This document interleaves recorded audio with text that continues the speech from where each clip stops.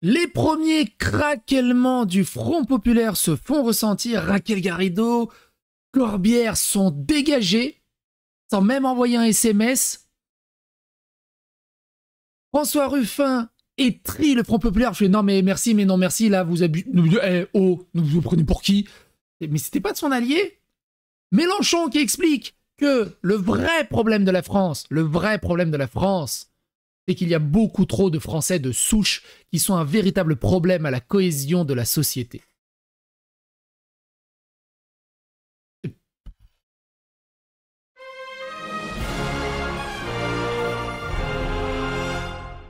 Attention, please.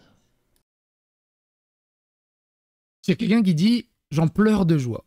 Le Front populaire annonce... Non, enfin, la Front populaire, non, la France insoumise annonce et tag François Ruffin est le candidat du nouveau Front populaire dans la première circonscription de la Somme.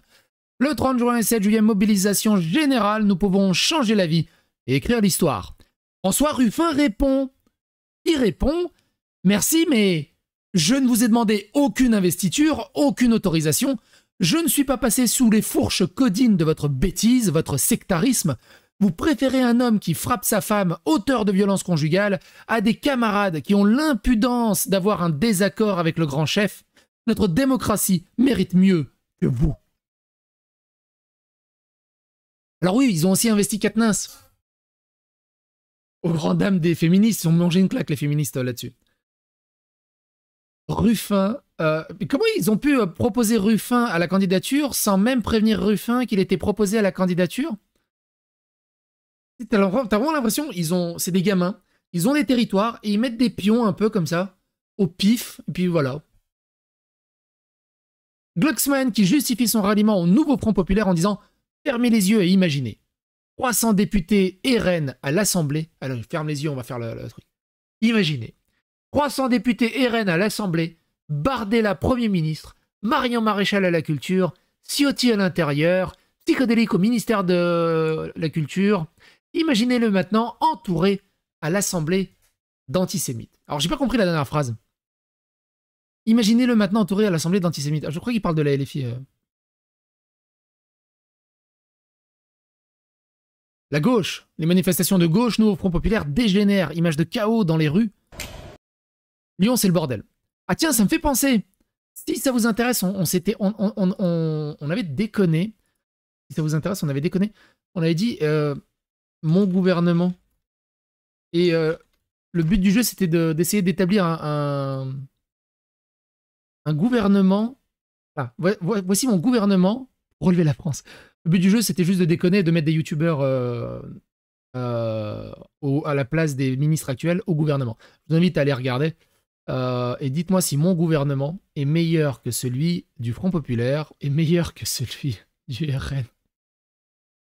En attendant, quand tu es féministe mais que tu es dans le même groupe politique que Quatennens pour garder ton poste de député, ils sont beaux les écologistes et les ministres et les politiques. Hein. Ils sont tellement tous focus. Le sel, Alexis Corbière, dit « Ce qui vient de se passer est irresponsable, c'est totalement mesquin, petit, un règlement de compte, alors que l'enjeu c'est d'éviter que l'extrême droite prenne le pouvoir », réagit Alexis Corbière, député sortant de la Seine-Saint-Denis. Beaucoup de sel. Alors, ils ont préféré mettre des personnes vraiment racisées, parce que le vrai problème, c'est des Français de souche, comme vous allez voir juste après. La France Insoumise vient de publier ses candidats aux législatives. Les frondeurs sont quasiment tous évincés. Raquel Garrido, Alexis Corbière, Daniel Simonet, Hendrik Davy. Des drapeaux palestiniens qui disent « Voilà, Corbière, Garrido dehors, bande de sales sionistes !» Oui, bah,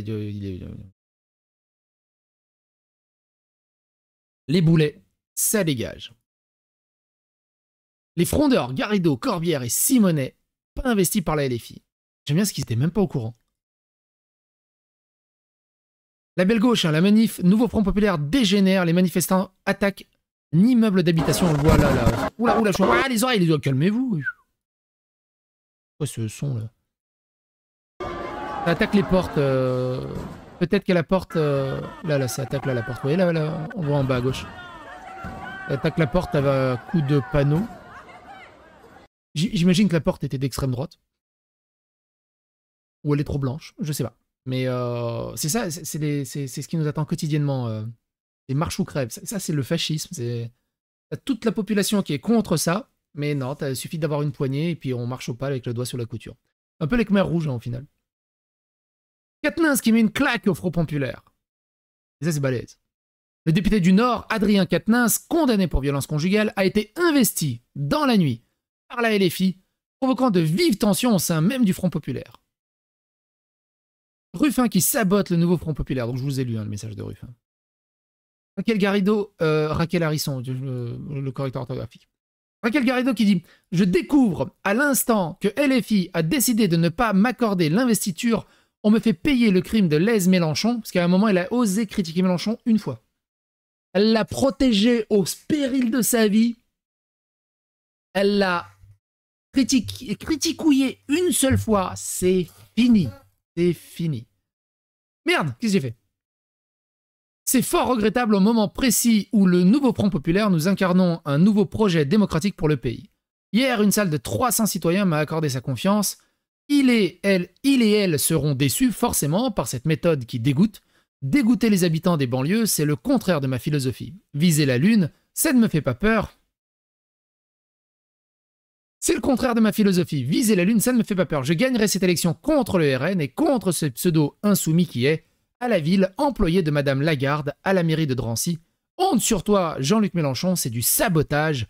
Mais je ferai mieux, nous ferons mieux. C'est une déclaration de guerre? Est-ce que c'est une déclaration de guerre? Écoutez ce que dit Mélenchon. Qui elle est? Est-elle la nation qui regroupe dans un seul peuple des différences culturelles, des différences des fois de pratiques, de cuisine, n'en parlons pas, d'origine? Et je ne cesse de rappeler que quand moi je suis né, on avait un Français sur 10 qui avait un grand-parent étranger. Dorénavant, c'est 1 sur 4. Par conséquent, ceux qui s'appellent Français de souche posent un problème sérieux à la cohésion de la société. Eh ouais, trop de Français de souche, trop de Blancs.